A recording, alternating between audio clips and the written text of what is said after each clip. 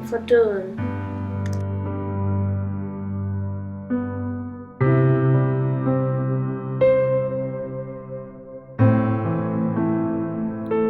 Det bliver værre og værre.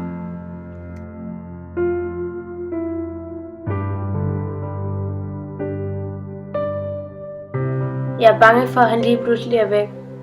Han er den eneste, jeg har tilbage.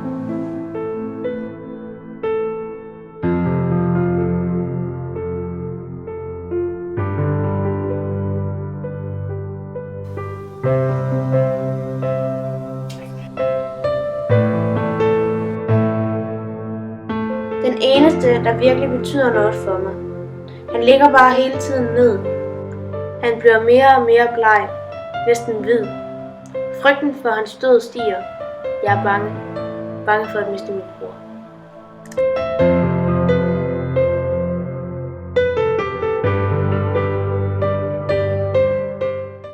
Olivia.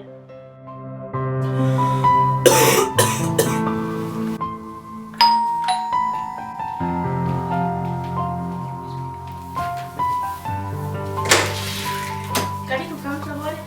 Ja, så lidt. Tak. Hvor er patienten? Det er lige ind til venstre. Okay.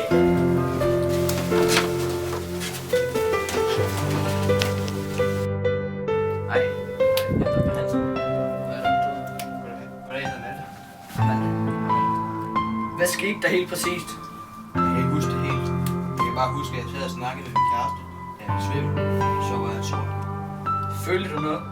Jeg følte en smerte i hjertet. Okay. Tak, mand. Vi kunne da snakke om det her.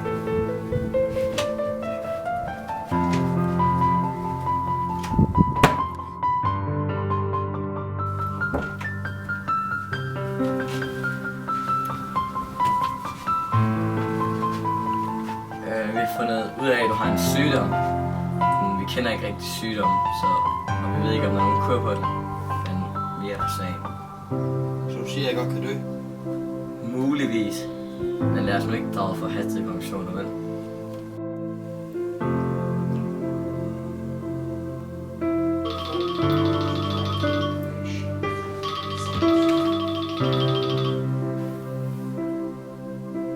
Hej Selma. Hej Olivia. Malte har fået det værre. Kan du ikke komme over?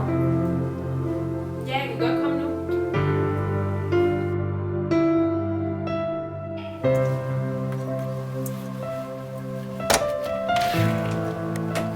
Hej.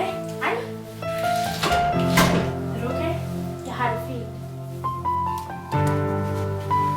Hvordan har han det så?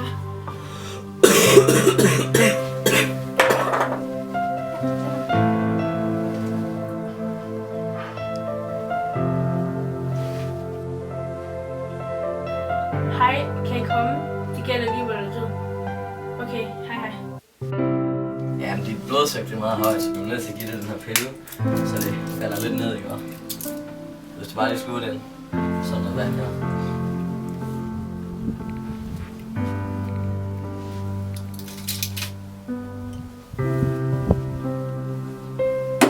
Godt, og så bliver du. Så kommer du nok til at sove lidt, men det hjælper på blodtrykket, ikke?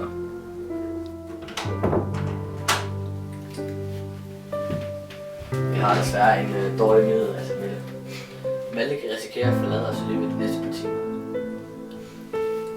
Det gør os ondt.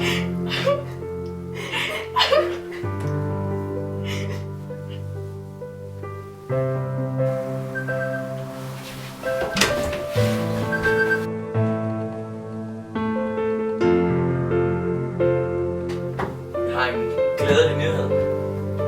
Han er blevet rask igen. Ej, mener I det? Ja,